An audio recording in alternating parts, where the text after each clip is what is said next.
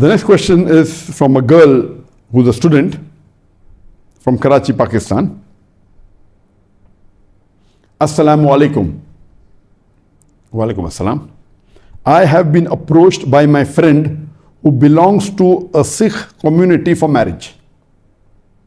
I have some questions regarding interfaith marriage in Islam.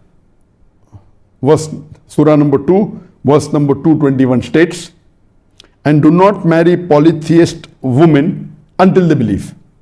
And a believing slave woman is better than a polytheist, even though she might please you. And do not marry polytheist men to your woman until they believe. And a believing slave is better than a polytheist, even though he might please you.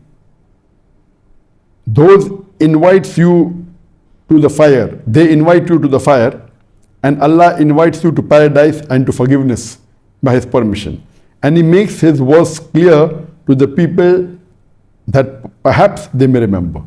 This verse doesn't say directly not to marry non-Muslims. It says don't marry polytheists and idol worshippers. In which category does Sikh community comes in? Furthermore, the boy said that in their community they also believe in one God and are monotheist. Is marrying from this community for Muslims allowed? If this is allowed, why the majority of Muslim communities are against it?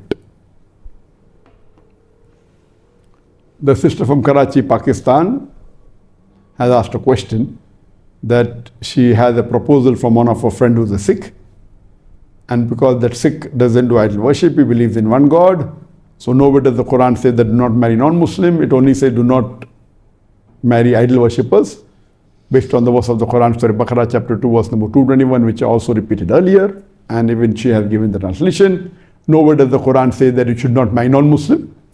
So is it permissible, or logically she thinks it's permitted that a Muslim can marry a Sikh?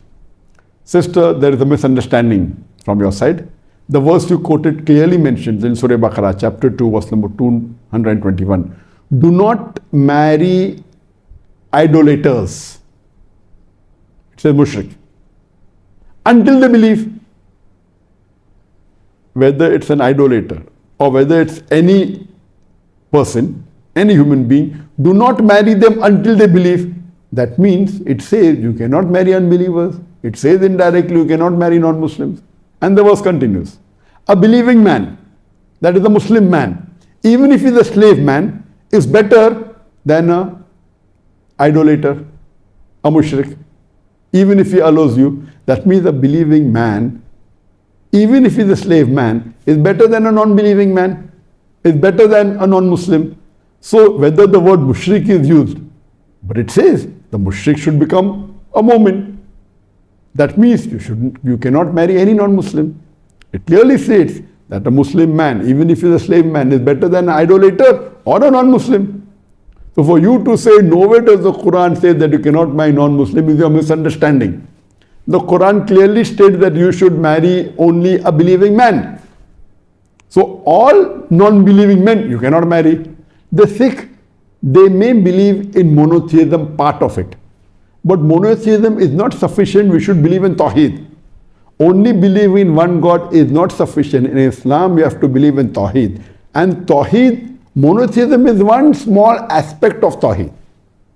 And if you hear my lecture on concept of God in major world religion, I have spoken in detail about Tawheed. Tawheed al-Rububiyyah, Tawheed al-Asma wa Sifat, and Tawheed al-Ibadah. If you break Tawheed al-Ibadah, that is shirk. But even Tawheed al-Asma wa Sifat and Tawheed al-Rububiyyah, if you break, even that is shirk. So what if you realize that the Quran is very clear cut that you cannot marry non-Muslim until they believe. So whether it be Sikh, whether it be Christian, whether it be Hindu, any non-Muslim, only if the person believes in one Allah subhanahu wa ta'ala and believes that the last and final messenger is Prophet Muhammad sallallahu alaihi wasallam, you cannot marry that person. And the next verse goes on further to say that you cannot marry your woman to the non-Muslim men. It's very clear cut. So this verse definitely includes all non-Muslim. You cannot marry any non-Muslim until they believe. Whether they are idolaters, whether they are Christian, whether they are Hindus, whether they are Sikh, if they're non-Muslim, a girl cannot marry a non-Muslim until that boy believes. So if the boy who has proposed you, if he believes in Islam and he agrees there's one Allah subhanahu wa ta'ala, and he agrees that the last and final messenger is Prophet Muhammad sallallahu alaihi wasallam, and if he accepts Islam, then you can marry him, otherwise you cannot. Hope that answers the question.